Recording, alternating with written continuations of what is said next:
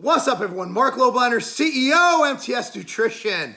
These questions come from the Tiger Fitness group on Facebook. That is Facebook, and the group is the Tiger Fitness group, and I do my best to answer all questions there. And just go ahead and join. It's a great place to be. Anyway, this one comes from Marcelo Antonio Dreyer. Almost everybody I know who did lifting stopped because of injuries. I am also on and off all the time because of injuries. How can I stay safe long-term without any injuries? Please, not the standard answer of warming up properly or frequent stretching, learn the right technique. Then why most people injure themselves over and over again? It's so frustrating. Yes, I started over again. Yes, I work everything important, but there is a constant fear of injury in the back of my head. Well, I like how you're defining what my answer should be. Silly. Now, anyway, I think it's just a case of modifying your lifts based on when you age. Like, realize every year that goes by, you change.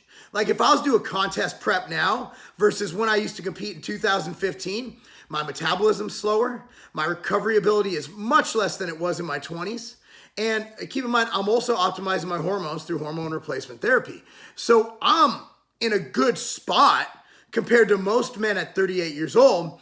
I'm well trained and I've stayed in great shape, but I'm still not the dude I was at 22 years old. So with that said, how do you prevent injuries? And everything you told me not to address needs to be addressed before I get beyond that. And I think I already went beyond what you asked by telling you that you need to temper yourself. Now, one thing that people do is progressive overload is awesome. It is the main thing you do to get results. It is the main variable in muscle growth. It is the main variable in making gains. However, with progressive overload comes increased risk of injury. Obviously, the chances of me tearing a pec with a 405-pound bench press are more than if I use 135. Also realize as you hypertrophy, as your body grows, as you get better, your muscles grow. Your tendons might get a little stronger, but your nervous system pretty much stays the same. So your nervous system might get run down. Now, I found the other day my brother went in the basement with it. When my brother and I went in the basement, my house, we decided to deadlift heavy. Now, I haven't gone heavy since I had my ab surgery. So I went up to 515 pounds. He did the same. The next day, we were like zombies. Like, seriously. Our bodies hurt. Our brains hurt. Everything hurt. Our nervous system was shot. Now, think about it this way. Your nervous system is your nervous system. That's your nerves. That's everything that fires, that acts. I dare you to do this. Take a day when you just overtrain. I mean overtraining in the way of training too much, not the state of overtraining. Say you do like an hour and a half of deadlifts, right? The next day, have someone throw you a ball and try to catch it with one hand. You're fried. Like, your hand-eye coordination will even be screwed up. That's why when I train children, I temper what they do, their overall volume. So I don't just go like, hey, that's why people ask me, hey, design a program for children to train. I'm like, no, because it's individual on that child, on their level of development, and how they've progressed to that. And even though I do train children, I have to do it in person. Now, when factoring in an overall training system, you have to factor in overall load. Now, let's say, Marcelo, you're a man who works 40 hours a week, but it's an extremely stressful 40 hours. You go home, you have 3 kids, a wife.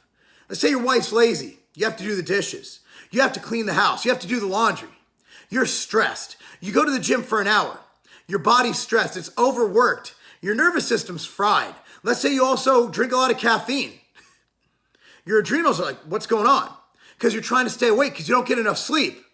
You go to the gym to do that bench press. You come down, your elbows are tucked, but you're tired. You slip, arm goes out here, there goes your tendon. That's an injury. So I think just factoring overall load and frequency and lifestyle with volume.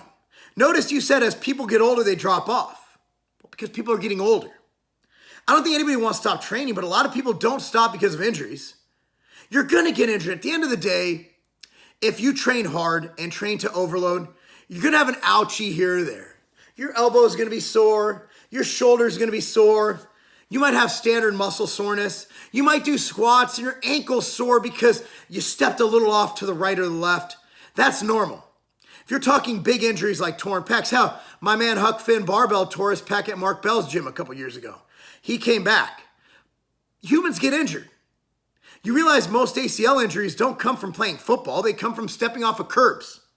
Humans get injured. By training, our goal with training, like with my athletes, the reason I like training athletes for injury prevention with weights is because essentially when you hit somebody in football, when you go in for a tackle at soccer, okay, that's a controlled impact. That is an uncontrolled impact, meaning you're running into someone. When you are lifting a weight, that's controlled force. By being used to that controlled force, by being able to stabilize your posterior chain in a deadlift, it allows you to naturally stabilize your posterior chain in a hit. So the reason you're getting injured could be form. It could be lack of warming up. I mean, warming up should be as simple as carrying on in the weight. You want a good warm up for squats? Do some goblet squats. You're mimicking the motion. Now, warming up will help prevent injury, but at the end of the day, if all those variables around you are messed up, if you're malnourished, if you're not getting in proper food for recovery, if you're not allowing adequate recovery time, if you're not factoring in your overall lifestyle to what's going on, you will get injured. So some simple recap on how to prevent injuries. The thing you told me not to answer, well, you asked me the question, so you're going to have to fucking listen to it. Sorry. Warm up, foam roll, stretch, do preventative measures. Beyond that, before doing a workout, just because in Flex Magazine or one of those other outdated rags that I used to work at, by the way, of course, that was in 2002. If they tell you that you need to do 25 sets to grow big arms because Phil Heath does it, tell them to go to hell. Because at the end of the day, Phil Heath is a bodybuilder. All he does is bodybuild. I'm guessing you have more going on in your life, just going to the gym and eating and trying to win a Sandow. What you're trying to do is be great and make weightlifting work with you. Some people, in fact, most people with demanding careers, children, and other stuff going on, I don't think they should go above 12 to 20 sets per workout. That's total. That includes warm-ups. 12 to 20 sets, 30 to 40 minutes max. Most people, that's fine. As long as you're actually doing those sets. As long as you're actually inducing overload. Pay attention to overall volume. There's nothing wrong with off days. Now, if you were one of those guys like me who wants to get stuff done, yesterday I told you I did those deadlifts, my nervous system was fried. I ran hill sprints.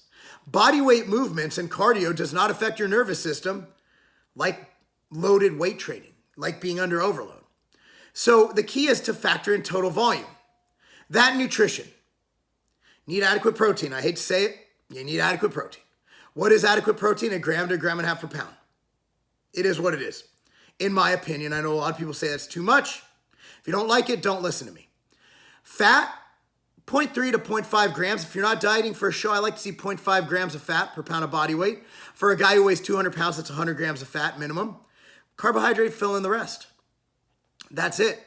And then eat as much micronutrient-dense foods as possible, meaning broccoli, sweet potato, colored vegetables, things that add those different hues of color, different vitamins, different minerals, different nutrients. And another thing is stay adequately hydrated, including electrolytes.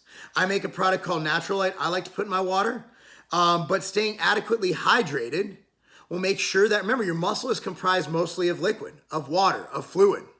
So stay adequately hydrated. If you don't have adequate electrolytes, and if you're eating clean, that's a possibility, meaning if you're not eating processed McDonald's, you're eating fresh chicken breast that your mom made at home, or you made, or your wife, or whatever stage of life you're in, then you might need extra electrolytes.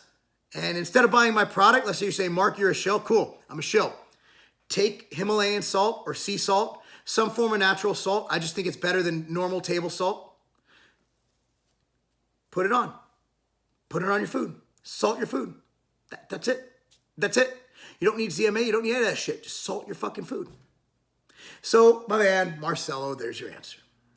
You had a long question. Put a lot of restrictions around my answer. But I think I went above and beyond on this answer. And I appreciate you being a part of the Tiger Fitness group. I want everyone to join it, okay? Because it's an awesome place to be. So I'm going to link an article below on injury prevention, on injury healing, and what I think is best for it. Anyway, guys, thanks so much for watching. I'm Marc Lobliner. Be sure to like, subscribe, and share this video because we try our best to provide the best information possible. And for all your nutritional supplement needs, go to tigerfitness.com because we care, and that's not a game.